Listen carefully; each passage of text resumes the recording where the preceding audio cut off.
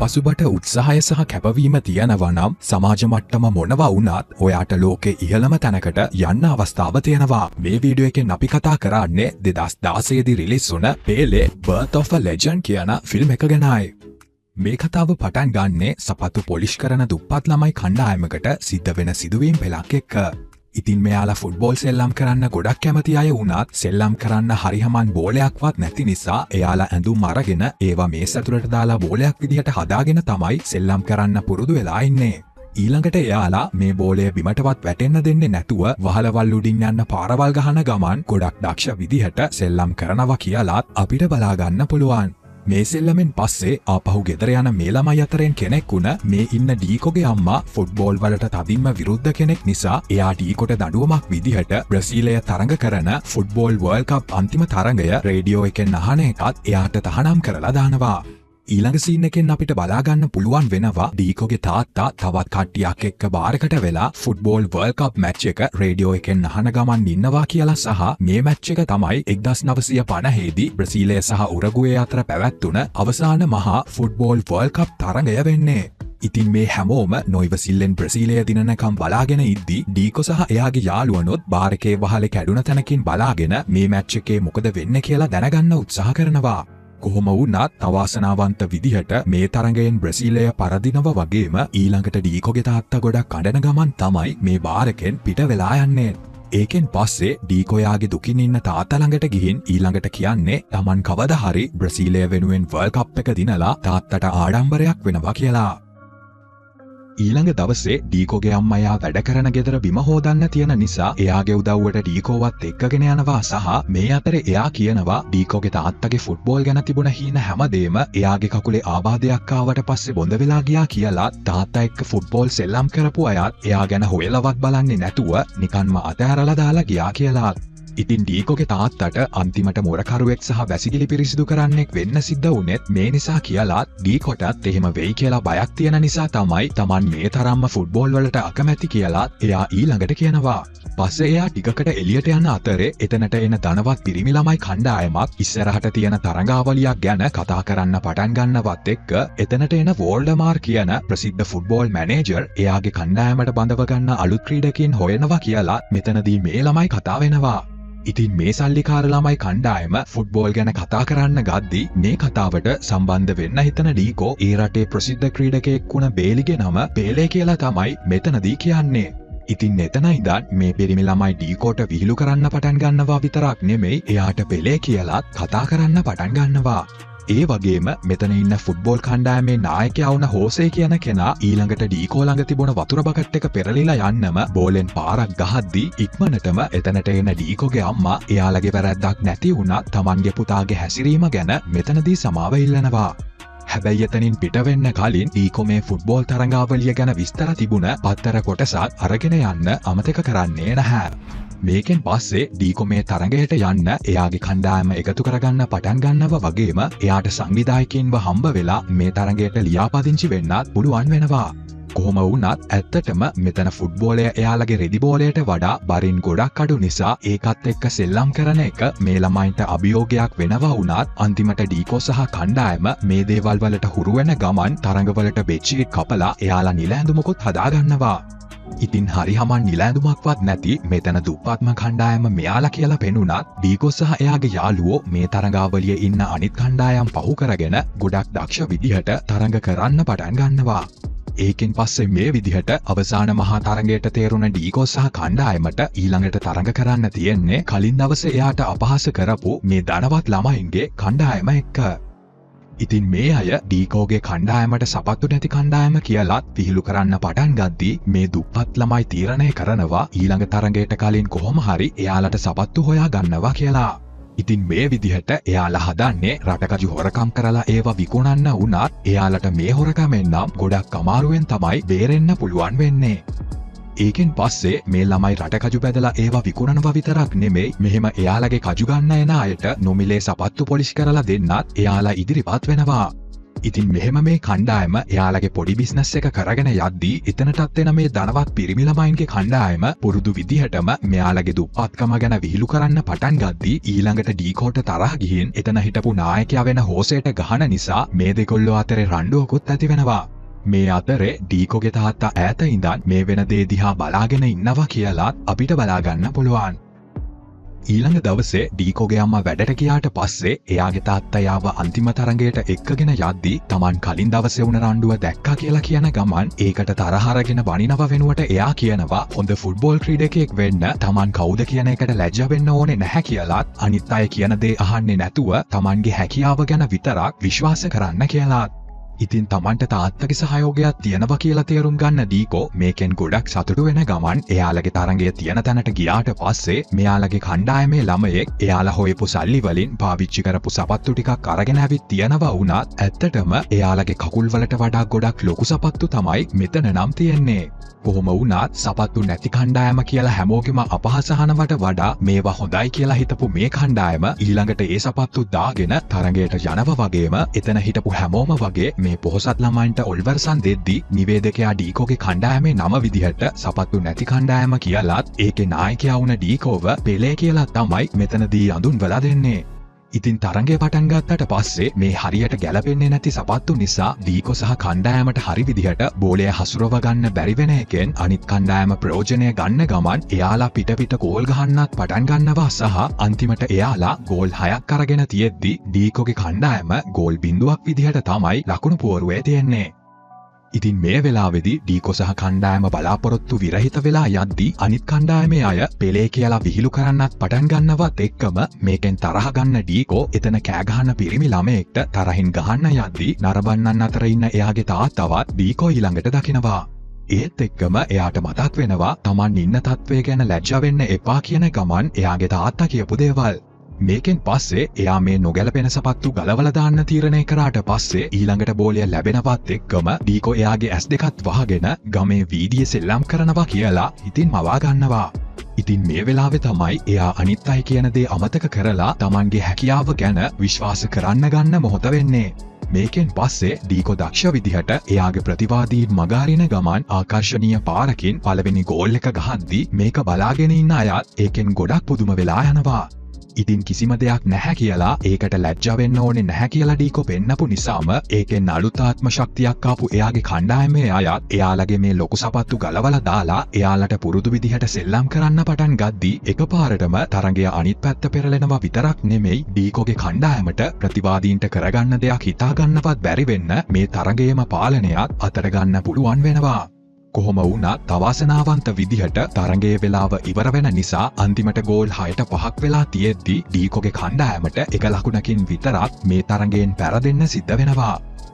කොහොම වුණත් මේ කණ්ඩායම පෙන්නපු දක්ෂතාවයත් එක්ක නරඹන්නන් දිනපු අයටත් වඩා මෙයාලා ගැන කතා වෙනවා විතරක් නෙමෙයි එයාලා පෙලේ කියන නමට ඔල්වර්සන් දෙන්න පටන් ගද්දී මේ දිහා ප්‍රතිවාදී නායකයා වෙන හොසේ ඊර්ෂ්‍යාවෙන් බලාගෙන ඉන්නවා සහ මේ අතරේ අලුත් ක්‍රීඩකයන් හොයාගෙන ආපු වෝල්ඩෙමාර් ඩීකෝගේ තාත්තට එයාගේ බිස්නස් කාඩ් එක දෙනවා කියලාත් අපිට බලා ගන්න පුළුවන්. තරඟය ඉවරුණාට පස්සේ කලින් දවසේ රටකජු හොරකම් කරපු තැන හිටපු අය මෙයාලව දැකලා එලවන්න පටන් ගද්දී මේ ළමයි ටික පැනලා ගිහින් කැලේ හැංගෙන්න දුවගෙන යනවා සහ ඒ අතරේ ඩීකෝගේ යාළුවෙක් කකුල පැටලිලා වැටෙනවා දැකලා ඩීකෝ ඉක්මනින්ම ඇවිත් එයාවත් එක්කගෙන පොඩි ගුහාවක් ඇතුලේ හැංගෙන්න යනවා. ඉතින් ලොකු වැස්සක් නිසා ටික වෙලාවකින් මේ ගුහාව තිබුණ තැන ටිකෙන් ටික නාය යන්න පටන් ගද්දී ඉක්මනටම ඩීකෝ යාළුවත් එක්ක ගුහාවෙන් එළියට පැන ගන්න උත්සාහ කළත් එයාගේ යාළුවට නම් ඒ වාසනාව හිමි වෙන්නේ නැහැ.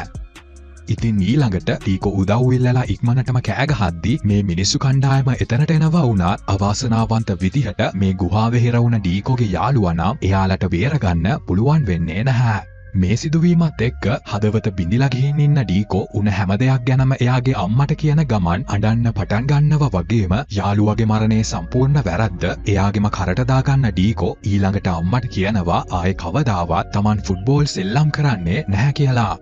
ඉතින් මේ අතරේ ගෙදර එන ඩීකෝගේ තාත්තා එයාගේ බිරිඳට වෝල්ඩෙමාර්ගේ කාඩ් එක දෙනවා වුණත් ඊළඟට එයා කරන්නේ ඒක අරගෙන ලාච්චුවට දාලා වහලා දාන එක. ඒ වගේම ඉගෙනීම අමතක කරලා දැම්මොත් කවදා හරි වෙන දේ පෙන්වන්න ඕන නිසාම ඩීකෝගේ අම්මා එයාගේ තාත්තට කියනවා පුතාව ඊළඟ දවසේ වැඩ කරන තැනට එක්කගෙන යන්න කියලා. ඉතින් මේ විදිහට ඊළඟ දවසේ තාත්තා එක්ක හොස්පිටල් එකට යන ඩීකොට වැසිකිලි පිරිසිදු කරන අය සහ ඇඳවල් සුද්ධ කරන අයවත් දකින්න පුළුවන් වෙනවා. කොහොම වුණත් යාළුවගේ අවාසනාවන්ත මරණය ගැන තවමත් පීඩාවෙන් ඉන්න ඩීකොව දැකලා එයාව සතුටු කරන්න හිතාගෙන එයාගේ තාත්තා අඹගෙඩියකුත් අරන් එයාගේ ෆුට්බෝල් හැකියාවන් මෙතනදී පෙන්වන්න ගත්තත් මේකෙනුත් ඒ තරම් වැඩක් වෙන්නේ නැහැ වගේම ඩීකොගේ ඇස්වල බලාපොරොත්තු රහිත බවක් තමයි දැන් ඉතුරු වෙලා තියෙන්නේ.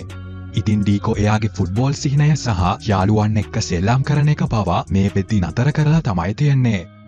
එක දවසක් ඩීකොගේ තාත්තා බාස්කට් එකකට අකුලෙන් ගහලා අඹගෙඩි දාන්න උත්සාහ කළත් ඒක යාට හරියට කරගන්න පුළුවන් වෙන්නේ නැහැ.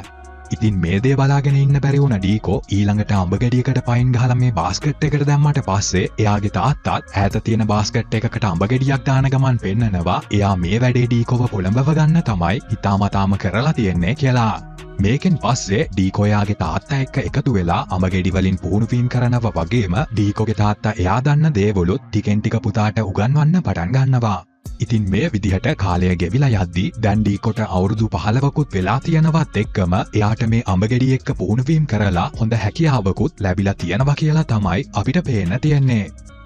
මේ අතරේ ඩීකොගේ අම්මා ඩීකෝ එයාගේ තාත්තත් එක්ක මෙහෙම පුහුණු වෙනවා දැකලා ඒකෙන් ටිකක් තරහ ගත්තත් එයා මේ දේ අමතක කරලා ඉන්න හදනවා වගේම එක දවසක මුළු රෑම කල්පනා කරන ගමන් ඉන්න ඩීකොගේ අම්මා අන්තිමට මේ ෆුට්බෝල් මැනේජර්ට කෝල් කරන්න තීරණය කරනවා. ඉතින් මේ විදිහට ටික දවසකින් එන වෝල්ඩෙමාර් ඈත ඉඳන් ඩීකෝ පුහුණු වෙනවා බලාගෙන ඉන්නවා විතරක් නෙමෙයි පුහුණු වීම ඉවර වෙලා ආපහු වෙන ඩීකෝ Taman එනකන් ගෙදර බලාගෙන හිටපු වෝල්ඩෙමාර්ව දැකලා ගොඩක් පුදුම වෙනවා. ඉතින් ඊළඟට දේශීය ෆුට්බෝල් සමාජයක පුහුණු තරඟවලට ඉදිරිපත් වෙලා බලන්න වෝල්ඩෙමාර් යෝජනා කරාට පස්සේ ඒකට පවුලේ අයත් කැමති වුණාට පස්සේ ඩීකෝ ඒ අයට සමුදීලා ඊළඟට සැන්ටෝස් නගරයට පිටත් වෙලා යනවා. ඊළඟ සීන් එකෙන් එයා සැන්ටෝස් වල වෘත්තීය ෆුට්බෝල් සමාජයක පුහුණු සැසියකට සහභාගී වෙනවා සහ මෙතනදී පුහුණුකරු කියනවා එයාලා ගෙවල් වල ඉන්න කාලේ තනියම පුහුණු වුණ විලාසයන් සහ ක්‍රම හැමදේම අමතක කරලා දාලා යුරෝපයේ හොඳම කණ්ඩායමක ශිල්ප ක්‍රම පුරුදු වෙන්න ඕනේ කියලා. ඒ විතරක් නෙමෙයි එයා ඩීකොට දිගින් දිගටම එයාගේ සුපුරුදු විලාසයෙන්ම සෙල්ලම් කරනවා කියලාත් එයාට බනින්න පටන් ගන්නවා. ඉතින් මේ අත්හදා බැලීම් සැසිය ඉවරුණාට පස්සේ මෙතන ක්‍රීඩකයෝ එයාලා මොන කණ්ඩායමටද තේරිලා ඉන්න කියලා හොයද්දී ඩීකෝ Tamanගේ නම මෙතන නැහැ කියලා දැකලා දුකින් එතනින් යන්න හැදුවත් එතන ඉන්න කෙනෙක් පෙන්නනවා ඩීකෝව මේ සමාජයේ යෞවන කණ්ඩායමට තෝරගෙන තියෙනවා කියලා. ඉතින් එතනින් පස්සේ ඉඳන් ඩීකෝගේ පුහුණුවීම් පටන් ගන්නවා සහ මෙතනදී නවීන ෆුට්බෝල් ශිල්ප ක්‍රම එයාට ඉගෙන ගන්නත් සිද්ධ වෙනවා විතරක් නෙමෙයි හැමදාම පුහුණුවීම් ඉවර වුණාට පස්සේ මේ පුහුණුකරු එයාලට ෆුට්බෝල් තරඟ පෙන්නන ගමන් මේ බ්‍රසීල ක්‍රීඩකයන් තරඟ කරන ජෙන්ගා කියන පාරම්පරික තරඟ විලාසයත් එක්ක අනිත් යුරෝප කණ්ඩායම් වල නවීන විලාසයන්ට එරෙහිව තරඟ කරන්න ගිහින් බ්‍රසීල ක්‍රීඩකයන් ගොඩක් තරඟ පැරදුනා කියලාත් කලින් වතාවේ වර්ල්ඩ් කප් අන්තිම තරඟයත් එයාලා පැරදුනේ මේ ජෙන්ගා තරඟ විලාසය නිසා කියලාත් එයා ඊළඟට කියනවා. එදා හවස ඩීකෝ මේ අලුත් ක්‍රම ඉගෙන ගන්න ගිහින් දිගින් දිගටම අසාර්ථක වෙන විදිහ වෝල්ඩෙමාර් ඈත ඉඳන් බලාගෙන ඉන්නවා කියලා අපිට බලා ගන්න පුළුවන්. ඊළඟ දවසේ තියෙන තරඟයේදීත් මේ අලුත් ක්‍රම වලින් ඩීකෝ එල්ල කරන දඬුවම් පහරක් අසාර්ථක වෙලා යද්දී එයාගේ කණ්ඩායමේ අය නම් කියන්නේ මේ විදිහට සෙල්ලම් කරොත් ඩීකොට කවදාවත් ලකුණක්වත් ගහගන්න පුළුවන් වෙන එකක් නැහැ කියලා. ඉතින් මේ තරඟෙන් පස්සේ Tamanගේ හැකියාව ගැන ගොඩක් කලකිරෙන ඩීකෝ අඬන්න ගන්නවා විතරක් නෙමෙයි එදා හවස ඊළඟට මේ කඳවුරෙන් පිට වෙලා ආපහු ගෙදර යන්න තීරණය කරනවා. ඒකෙන් පස්සේ ඩීකෝ මෙහෙම ස්ටේෂන් එකේ ඉන්නව දැකපු වෝල්ඩෙමාර් එයාගෙන් මේ ගැන අහද්දී ඊළඟට ඩීකෝ කියනවා Taman සෙල්ලම් කරන විදිහ මේ පුහුණු කඳවුර පිළිගන්නේ නැහැ කියලාත් මෙතන උගන්වන නවීන ක්‍රමවලින් එයාට දක්ෂකම් පෙන්වන්නත් හැකියාවක් නැහැ කියලාත්. ඉතින් ඊළඟට මේ තත්වය තේරුම් ගන්න වෝල්ඩෙමාර් මේ ජෙන්ගා කියන්නේ ඩීකෝගේ කොටසක් කියලාත් ඒකෙන් මුළු ලෝකයටම එයා කවුද කියලා පෙන්වන්න ඩීකොට පුළුවන් කියලා කියන ගමන් එතනින් යද්දීම මෙතනට ඩීකෝ යන කෝච්චිය එනවා වුණත් මේ වෙලාවේ එයා ගෙදර නොයා ආපහු කඳවුරට යනවා කියලා තමයි ඊළඟට තීරණය කරන්නේ. ඊළඟ දවසේ තරඟයේදී ඩීකෝ සෙල්ලම් කරන දුර්වල පාරවල් කිහිපයක් දැකලා ඩීකෝ වගේම එයාගේ පුහුණුකරුත් කනගාටුවට පත්වෙන්න ගද්දී මෙහෙම බලාපොරොත්තු නැති වෙලා ඉන්න ඩීකොට ඊළඟට එයාගේ තාත්තත් එක්ක අඹවලින් පුරුදු වුණ විදිහ මතක් වෙනවා විතරක් නෙමෙයි වෝල්ඩෙමාර් එයාව දිරිමත් කරන විදිහත් එයා දකිනවත් එක්කම මේකෙන් උද්‍යෝගිමත් වෙන ඩීකෝ ඊළඟට එයාටම ආවේනික මේ ජිංගා ශෛලියට සෙල්ලම් කරන්න තීරණය කරනවා. කොහොම වුණත් මේක නවත්වන්න කියලා පුහුණුකරු කෑ ගහද්දී ඒක ගණන් ගන්නේ නැති ඩීකොට අන්තිමට අඹවලින් පුරුදුන විදිහටම බෝලයට උඩින් යන්න පාරක් ගහන ගමන් දක්ෂ විදිහට ගෝල් එකක් වාර්තා කරන්නත් පුළුවන් වෙනවා. ඉතින් මේ වෙලාවේදී එයාගේ කණ්ඩායමේ අය වගේම ප්‍රතිවාදී පිලේ අයත් ගෝල් එක ගැන එයාට වර්ණනා කරද්දී කණ්ඩායමේ පුහුණුකරු නම් ඒ ගැන ඒ තරම් සතුටක් පෙන්වන්නේ නැහැ. කොහොම වුණත් මේ විදිහට ඩීකෝ තවත් ආකර්ශනීය ගෝල් 4ක් වාර්තා කරන ගමන් පත්තරවල පවා අවධානය ලබා ගද්දී මේ කණ්ඩායමේ ඉන්න ලාබාලතම කෙනා වෙලත් ඩීකෝ මේ වෙනකොට එයාගේ නම හදාගන්න පටන් අරගෙන තමයි තියෙන්නේ. මේ අතරේ එයාගේ තාත්තා හැම තරඟයක්ම වගේ රේඩියෝ එකෙන් අහන ගමන් තමන්ගේ පුතාගේ දක්ෂකම් ගැන ගොඩක් ආඩම්බර වෙන්නත් ගන්නවා. ටික දවසකට පස්සේ ක්‍රීඩකයන්ගේ නම් ලයිස්තුවක් ආයෙමත් එල්ලලා තියෙද්දි මේ වතාවේදී ඩීකෝගේ නම යවවන පිළේවත් නැහැ කියලා දකිනවා වුණත් එයා ඉක්මනටම හොයාගන්නවා එහෙම වෙලා තියෙන්නේ තමන්ව ප්‍රධාන කණ්ඩායමට ඇතුළත් කරලා තියෙන නිසා කියලා. ඉතින් මේ විදිහට කණ්ඩායමත් එක්ක රට පුරාම තරඟවලට සහභාගී වෙන ඩීකෝ සෙල්ලම් කරනවා බලන්න මිනිස්සු එන්න පටන් ගන්නවා විතරක් නෙමෙයි මේ අවුරුදු 15ක් වුණ ළමයාගේ දක්ෂ ක්‍රීඩා විලාශය ගැනත් හැමෝම කතා වෙන්න පටන් ගන්නවා. එක දවසක් ඩීකෝ ගෙදර අයව පුදුම කරවන ගමන් එයාලව බලන්න එන්නේ අම්මට ගෑස් ලිපක් සහ තාත්තට තරඟ අහන්න රේඩියෝ එකකුත් තෑගි විදිහට අරගෙන එන ගමන්.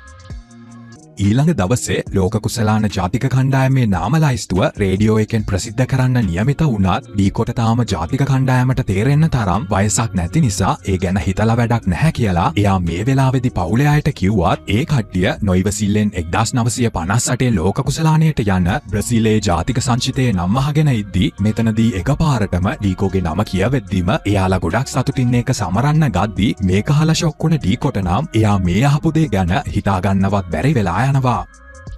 ඉතින් මේකෙන් පස්සේ ආපහු ගෙදරින් පිටත් වෙලා යන්න කලින් එයාගේ තාත්තා කියනවා 1950 ඉඳන් වර්ල්ඩ් කප් එකේ හැමදාම පෙරදුන බ්‍රසීලයේ එකම බලාපොරොත්තුව වෙලා තියෙන්නේ දැන් ඩීකෝ තමයි කියලා. ඉතින් මේ වෙලාවේදී ඩීකොට මතක් වෙන්න ගන්නවා අවුරුදු ගානකට කලින් Taman තාත්තා වෙනුවෙන් වර්ල්ඩ් කප් එක දිනනවා කියලා එයාට පොරොන්දු වුණ විදිහත්. ඒ වගේම පෙලේ කියලා මහපු පරණ නිලැඳුමකුත් එයාට දෙන්න මේ තාත්තා අමතක කරන්නේ නැහැ වගේම මුලින්ම ඩීකෝ මේ නමට අකමැති වුණත් එයාගේ තාත්තා නම් කියන්නේ හැමෝම දැන් එයාව පෙලේ කියලා අඳුරන නිසා ඒ නම කැමැත්තෙන් බාර ගන්න කියලා. ඒකෙන් පස්සේ ඩීකොට එයාගේ කණ්ඩායමේ අයව අඳුන ගන්න ලැබෙනවා විතරක් නෙමෙයි මේ කණ්ඩායමේ තරුව විදිහට පෙලේට පොඩි කාලේ අපහාස කරපු මේ සල්ලිකාර පවුලකින් ආපු හෝසේ කියන කෙනාට තමයි වාර්තාකරුවන් වැඩි අවධානයක් දීලා තියෙන්නේ. ඉතින් මේ වෙලාවේදී පෙලේට නවීන යුරෝපීය ක්‍රීඩා ශෛලියන් බෑ කියලා හෝසේ එයාව සමච්චලයට ලක් කරනවා සහ ඊළඟට වාර්තාකරුවනුත් මේ ජෙන්ගා කියන ශෛලියට සෙල්ලම් කරන එක පහත් කරලා කතා කරද්දී මෙතනට එන ජාතික කණ්ඩායමේ පුහුණුකරු මේ කණ්ඩායම කවදාවත් ජිංගා ශෛලියට සෙල්ලම් කරන්නේ නැහැ කියලා එතනදී සනාථ කරනවා. ඒකෙන් පස්සේ මේ පුහුණුකරුත් පෙලේට කතා කරලා තදින්ම අවවාද කරලා කියනවා මේ ජෙන්ගා ක්‍රමයට ක්‍රීඩා කරලා අනිත් රටවල් එක්ක හැප්පෙන්න බැරි නිසාම ඒ විදිහට නම් සෙල්ලම් කරන එක නවත්තලා දාන්න කියලා. ඊළඟ දවසේ ඩීකෝ යුරෝපීය ක්‍රමවලින් සෙල්ලම් කරන්න උත්සාහ කළත් එයා ඒකෙන් සාර්ථක වෙන්නේ නැහැ විතරක් නෙමෙයි හෝසේ දිගින් දිගටම ජිංගා ශෛලියට සෙල්ලම් කරන ක්‍රීඩකයන්ව වාර්තාකරුවන් ඉස්සරහා හැල්ලුවට ලක් කරන්නත් පටන් ගන්නවා. ඉතින් ඊළඟ තරඟයට අනුව ලෝක කුසලාන තරඟවල ක්‍රීඩකයන්ගේ පෙළගැස්ම තෝරගන්න නියමිත වෙලා තිබුණ නිසා පෙලේ යුරෝපීය ක්‍රමයට සෙල්ලම් කරන්න ගිහින් දිගින් දිගටම අසාර්ථක වෙන්න ගන්නවත් එක්කම ඊළඟට පුහුණුකරු එපා කියලා කෑ ගහද්දී අන්තිමට එයා ජෙන්ගා ක්‍රමයට සෙල්ලම් කරන්න ගද්දී මේක දකින අනිත් ක්‍රීඩකයනුත් මේ වෙන දෙයට කැමති වෙන්නේ නැහැ. ඉතින් ඒකෙන් අන්තිමට වෙන්නේ පෙලේට එයා ගැන තියෙන විශ්වාසය බිඳිලා ගිහින් සිද්ධ වෙන වැරදි ක්‍රියාවක් නිසා වැටිලා එයාගේ දණහිස ආබාධයට ලක් වෙන එක. මේ සිද්ධියෙන් පස්සේ පෙලේගේ ආබාධය පරීක්ෂා කරන කණ්ඩායමේ වෛද්‍යවරයා අවාසනාවන්ත විදිහට එයාට ලෝක කුසලාන තරඟවලට සෙල්ලම් කරන්න බැරි වෙයි කියලා තමයි මෙතනදී නිගමනය කරන්නේ. එදා රෑ පෙලේ එයාගේ අම්මට කෝල් කරලා එයාගේ මේ අනතුර ගැන කියන ගමන් දුක් වෙන්න ගද්දී මේකෙන් එයාගේ අම්මා කම්පනයට පත් වුණත් එයා පෙලේව සනසවන්නත් එයාව දිරිමත් කරන්නත් තමයි මෙතනදී පුළුවන් තරම් උත්සාහ කරන්නේ. ඊළඟ දවසේ පෙලේගේ ආබාධය හොඳ වෙන්න කොයිතරම් කාලයක් යයිද කියලා කියන්න බෑ කියලා වෛද්‍යවරයා කියනවා වුණත් දැන් පෙලේ වෙනුවට තවත් ක්‍රීඩකයෙක් යොදවන්න තරම් කාලයක් නොතිබුණ නිසාම පුහුණුකරු පෙලේවත් එක්කගෙනම ලෝක කුසලාන තරඟවලට ස්වීඩනයට යන්න ඊළඟට තීරණය කරනවා. වැඩි කාලයක් නොයාම ලෝක කුසලාන තරඟ පටන් ගන්නවා විතරක් නෙමෙයි මේ බ්‍රසීල කණ්ඩායමේ අඩු ක්‍රීඩකයන් ප්‍රමාණය සහ පාරම්පරික ක්‍රීඩා ඉරියව් ගැනත් ස්වීඩන් කණ්ඩායම සමච්චල් කරනවා කියලාත් අපිට බලා ගන්න පුළුවන්. මේ අතරේ කණ්ඩායමේ වෛද්‍යවරයා පෙලේගේ ආබාධයට ප්‍රතිකාර කරනවත් එක්ක පෙලේ ටිකෙන් ටික හොඳ වෙන ගමන් ඉන්න අතරේ එයාගේ කණ්ඩායමටත් මුල් තරඟ කිහිපයක්ම දිනන්න පුළුවන් වෙනවා. කොහොම වුණත් අවාසනාවකට වගේ මේ ගොඩක් තීරණාත්මක තරඟවලදී නම් හෝසේ ඇතුළු එයාලගේ ක්‍රීඩකයන් වැඩි ප්‍රමාණයකට තරඟය මැද ගැටුම් සහ හැප්පීම් නිසා එක ආබාධවලට ලක් වෙන්නත් සිද්ධ වෙනවා. ඉතින් ඊළඟට පුහුණුකරු ඇවිත් පෙළේගේ තත්ත්වය බලද්දී එයාට තවමත් හොඳ වෙලා නැහැ කියලා දැක්කත් වෙන විසඳුමක් නැති නිසාම මේ පුහුණුකරු එයාලගේ රට ගැන හිතලා සෙල්ලම් කරන්න කියලා පෙළේව බලෙන්ම වගේ ඊළඟ තරඟයට ඇදගෙන යන්න ගන්නවා සහ ඒ වෙලාවේ මේ වෛද්‍යවරයා කියනවා පෙළේ ජෙන්ගා ක්‍රමයට සෙල්ලම් කරොත් නම් එයාගේ ආබාධය තව දුරටත් දරුණු අතට හැරෙන්න පුළුවන් කියලා. ඉතින් ඊළඟට අපිට බලාගන්න ලැබෙනවා පෙලේ එයාගේ කණ්ඩායමත් එක්ක පිට්ටනිය ඉද්දී යුරෝපීය ක්‍රමයට සෙල්ලම් කරන්න කියලා පුහුණුකරු දිගින් දිගටම කියවන විදිහත්. මේ අතරෙම ක්‍රීඩකයන් අතර ඉන්න ගොඩක් වයසින් අඩු කෙනෙක් වුණ පෙලේට බලාගෙන ඉන්න අය වගේම විචාරකයන් පවා සමච්චල් කරන්න ගන්නවා සහ මේ තරඟය පුරාම පෙලේ එයාගේ පුහුණුකරු කියපු විදිහටම සෙල්ලම් කරන්න උත්සාහ කරද්දී මේ සෝවියට් ක්‍රීඩකයන් එයාගේ හැම පැත්තෙන්ම හැප්පෙන ගමන් එයාවත් තුවාල කරවන්න උත්සාහ කරනවා. ඉතින් මේ විදිහට මේ තරඟයේදී පෙලේට සාර්ථක වෙන්න පුළුවන් උනේ නැතත් බ්‍රසීල කණ්ඩායම මේ තරඟය දිනන ගමන් ඊළඟට අර්ධාවසන් වටයට ප්‍රංශය එක්ක තරඟ කරන්න අවස්ථාව අරගන්නවා. කොහොම වුණත් ඒ තරඟයේ මුල් භාගය ඉවර වෙද්දී ප්‍රංශය ගෝල එකක් අරගෙන තියෙද්දී බ්‍රසීලයට එක ගෝල් එකක්වත් අරගන්න පුළුවන්කම ලැබෙන්නේ නැහැ. තරගයේ මැද විවේක කාලයේදී පෙලේ එයාලගේ කාමරයේ එහෙම යද්දී බලාපොරොත්තු විරහිත වෙලා මේ තුවාල වෙලා ඉන්න ක්‍රීඩකයන්ව දකිනවා සහ ඒකෙන් තව තවත් මානසිකව වැටෙන්න ගන්න පෙලේ ඊළඟට හෝසේ ළඟට ගිහින් එයාගේ කකුල දැන් හොඳයි නම් Taman වෙනුවට සෙල්ලම් කරන්න පුළුවන්ද කියලා අහනවා. කොහොම වුණත් මේ දේ ඒ වෙලේම ප්‍රතික්ෂේප කරන හෝසේ කියන්නේ Tamanගේ හිතට ආපහු තරඟයට යන්න තරම් දැන් ශක්තියක් ඉතුරු වෙලා නැහැ කියලා. ඒත් එක්කම එයා කලින් පෙලේට අපහාස කරපු හැම දෙයකටම සමාව ගන්න ගමන් කියනවා ඇත්තටම දැන් බ්‍රසීලය බේරගන්න තියෙන එකම විදිහ තමයි එයාලට හුරු පුරුදු එයාලගේ පාරම්පරික ජෙන්ගා ශෛලිය පාවිච්චි කරන එක කියලා. මේකෙන් පස්සේ තරඟයේ දෙවනි භාගය පටන් ගද්දීම පෙලේට බෝලයක් අල්ලගන්න බැරි වෙලා ඊළඟට එයා හෝසේ දිහා බලද්දී හෝසයාව දිරිමත් කරනවත් එක්කම පෙලේ බෝලේ අරගෙන එයාගේ සුපුරුදු ශෛලියටම සෙල්ලම් කරන්න පටන් ගන්නවා වගේම ඒක නවත්තන්න පුහුණුකරු හැදුවත් ඒ දෙයින් වැඩක් වෙන්නේ නැහැ. ඒත් එක්කම මේ වෙලාවේ ගොඩක් දක්ෂ විදිහට බෝලේ අරගෙන යන ගමන් බ්‍රසීල කණ්ඩායමේ පළවෙනි ගෝල් එක මේ විදිහට පෙලේ අරගද්දී මේ තරඟය දිහා බාර් එකේ ටීවී එකෙන් බලාගෙන ඉන්න එයාගේ තාත්තා ගොඩක් ආඩම්බරයෙන් ඔල්වර සන්දෙනවා. ඉතින් මේ විදිහට කණ්ඩායම් දෙකේ ලකුණු සම වෙද්දී පෙලේ තවත් ගෝල් දෙකක් ආකර්ශනීය විදිහට ගන්න ගමන් එයාගේ කණ්ඩායම අවසන් මහා තරඟයට අරගෙන යන්න පුළුවන් වෙද්දී මේ තරම් දවසක් පෙලේට අපහාස කරපු විචාරකයන් සහ ප්‍රේක්ෂකයිනොත් මේ අවුරුදු 17ක් වුණ පිරිමි ළමයා ගැන කතා කරන්න පටන් ගන්නවා.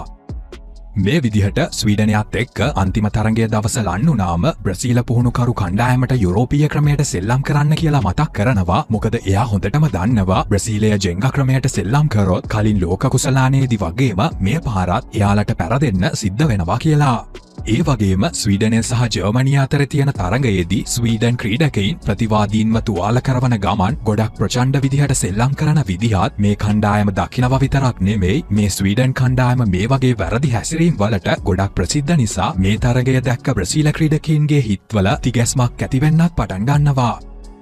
ඊළඟ දවසේ තියෙන මාධ්‍ය හමුවේදී ස්වීඩන් කණ්ඩායමේ පුහුණුකරු බ්‍රසීලය සෙල්ලම් කරන විදිහ ගැන ගොඩක් පහත් කරලා සමච්චල් කරන ගමන් කියනවා අදක්ෂ කණ්ඩායම් එක්ක සෙල්ලම් කරලා ප්‍රසිද්ධ වුණ පෙලේවත් එයාලා ඉක්මනින්ම යටපත් කරලා දානවා කියලා. ඉතින් මේ විදිහට Tamanගේ කණ්ඩායම අපහසයට සහ අධෛර්යයට පත්වෙද්දී ඒ ගැන කලකිරෙන බ්‍රසීල පුහුණුකරු එතනින් යන්න යනවා වගේම පස්සේ පෙලේ එයාගේ තාත්තට කෝල් එකක් අරගෙන දැන් කණ්ඩායම වැටිලා ඉන්න අමාරු තත්ත්වය ගැන එයාට විස්තර කරනවත් එක්ක ඊළඟට තාත්තා උත්තර දෙන්නේ පෙලේ පොඩි කාලේ කළා වගේ කණ්ඩායම ඇතුලේ එකමුතුකමක් ඇති කරවන්න කියලා.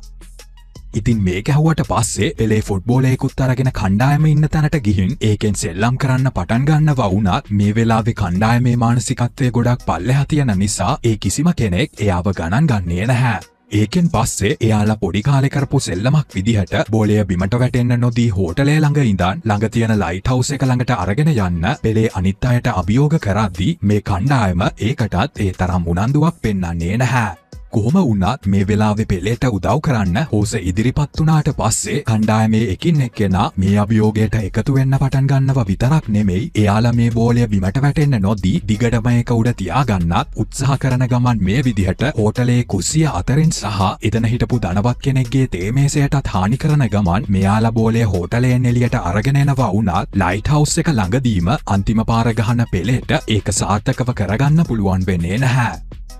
ඊළඟ දවසේ පුහුණුකරු කණ්ඩායමට එන්න කියලා මේ යුරෝපීය ක්‍රමයන් එයාලට උගන්වලා තමන් කරපු වැරද්ද ගැන කනගාටු වෙනවා විතරක් නෙමෙයි කලින් දවසේ එයාලා හෝටලේදී බෝලය එළියට අරගෙන යනවා දැක්කට පස්සේ මේ ජෙන්ගා තමයි එයාලට ගැළපෙන ක්‍රමය කියලා තමන් තේරුම් ගත්තා කියලා එයා මේ වෙලාවේදී කියනවා මොකද ජෙන්ගා බ්‍රසීල ෆුට්බෝල් කලාව එයාලටම ආවේනික කලාවක් නිසා මේ අවසාන තරගයේදී එයාලගේ ශෛලියන් ලෝකයටම පෙන්නලා දෙන්න කියලා තමයි ඊළඟට එයා මේ කණ්ඩායමට කියන්නේ.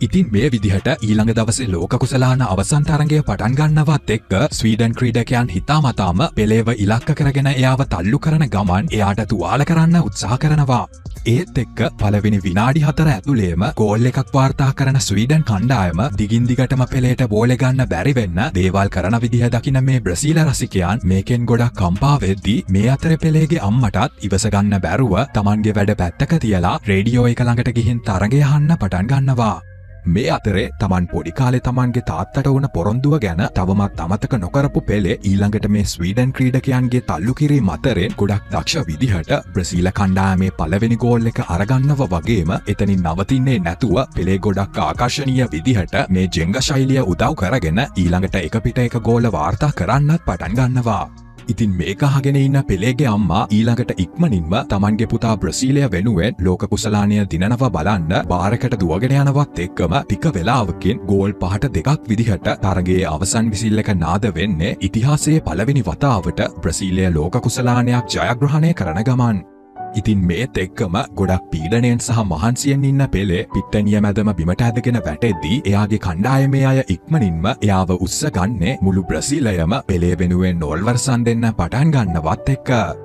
ඊළඟ සින් එකෙන් අපිට 1958 අවුරුද්දේ ජූනි 29 වෙනිදා බ්‍රසීලය ලෝක කුසලානය දිනපු වතාවේ ඇත්තම දර්ශනත් බලාගන්න පුළුවන් වෙනව වගේම 1961 අවුරුද්දේදී පෙලේව බ්‍රසීලයේ ජාතික වස්තුවක් විදිහට බ්‍රසීල ජනාධිපතිවරයා නම් කරලා තියෙනවා. ඒ වගේම පෙලේ ලෝකයේ වැඩිම ගෝලලාභියා විදිහට ලෝක වාර්තාවට මෑත කාලයක් වෙනකන්ම හිමිකම් කියලා තියෙනවා වගේම එයා ලෝක කුසලාන තරගයකදී ගෝලයක් වාර්තා කරපු ලෝකයේ ලාභාලතම ක්‍රීඩකයාත් වෙනවා විතරක් නෙමෙයි ලෝක කුසලාන 3ක් දිනපු ලෝකයේ එකම ක්‍රීඩකයාත් වෙනවා. ඉතින් ගොඩක් අය දන්න විදිහට කලින් හෝටලේ ධනවත් කෙනා විදිහට මේ කතාවේ හිටියේ ඇත්ත ලෝකයේ මේ පෙලේ කියන අතිදක්ෂ ක්‍රීඩකයාම තමයි.